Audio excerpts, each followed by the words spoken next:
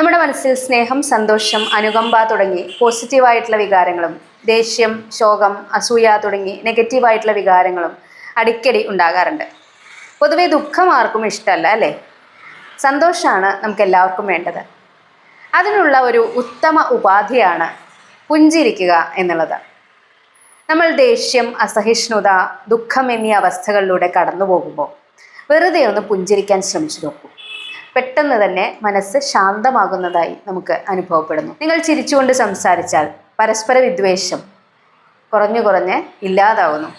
രാവിലെ എഴുന്നേറ്റ ഉടൻ തന്നെ ബെഡിൽ തന്നെ ഇരുന്ന് പുഞ്ചിരിച്ചുകൊണ്ട് പോസിറ്റീവ് ചിന്തകളെ മനസ്സിൽ കൊണ്ടുവരാൻ ശ്രമിക്കുക. ഇത് ദിവസവും ചെയ്യുകയാണെങ്കിൽ നിങ്ങളിലെ നെഗറ്റീവ്സ് ക്രമേണ ഇല്ലാതാകുന്നത് നിങ്ങൾക്ക് തന്നെ അനുഭവിക്കാൻ സാധിക്കും.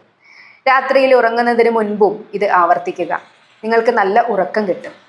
ഇതുകൂടാതെ നിങ്ങൾ പ്രാർത്ഥിക്കുമ്പോഴും ധ്യാനിക്കുമ്പോഴും എല്ലാം